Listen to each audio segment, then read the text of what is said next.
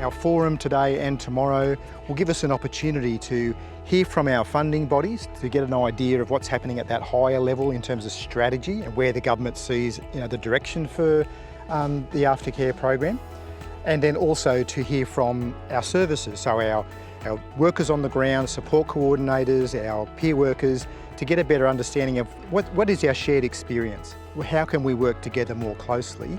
And I guess for us all to be able to feel that we're part of a whole, not just our individual service, but we're part of a whole region that's delivering a service to provide support to people who have experienced suicidal crisis. Suicide prevention is one of the key initiatives across the government, and as well as part of our joint regional plan.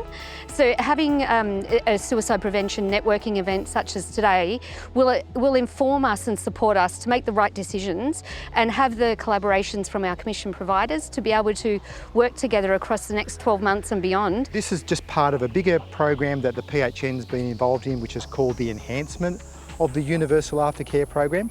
We've been delivering some training, some professional development, as well as this two-day collaborative forum. And each of the services, Social Futures and Healthwise, have also been given some additional funding to focus in on marketing and digital improvements, to look at all the ways that we can provide better access to people. I think it's important for the PHN to host it because of their role as a service connector. So they're the ones that sort of join us all together. I think it also shows transparency. It shows commitment to collaboration on their behalf, and that they're interested in bringing us all together in the same space and being able to collaborate with each other. And so many people that get to give their opinion and give their experiences that help work out what's needed most, I guess, in the community. The whole point of our program is to increase connection for our participants with the community, increase their connection with services, and also increase their connection with their informal supports around them.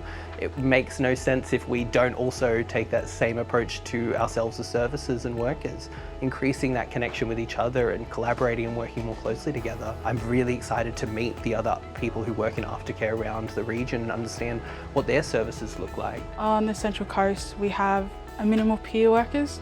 So coming along here today, I've actually met a peer worker that works in Newcastle Safe Haven, and he's the only Aboriginal peer worker there. So we're actually organising to link up regularly for a bit of cultural supervision and just that cultural connection.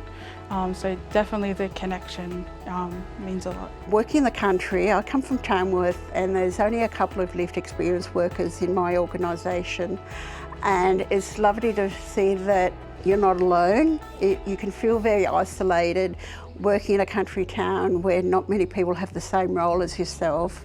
But when you see that there's many others doing the same work, having the same challenges, and having that passion towards supporting people with suicide, it just makes you feel more supported, and it gives you that passion to keep going.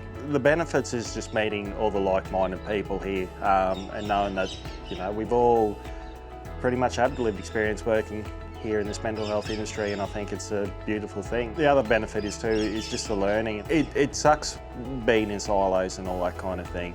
We're New England Northwest, whereas meeting the guys here today and gathering their ideas and all that kind of stuff of the struggles and the achievements that we've had, and the feedback that they've given us, it's definitely given me a notebook full of stuff to do, and I think everybody has something to offer. I think it's really just about making sure that everyone, or as close to everyone, has access to actual meaningful and suitable supports, and making sure their interests are always represented. Hopefully by the end of the forum, we'll take away some more ideas.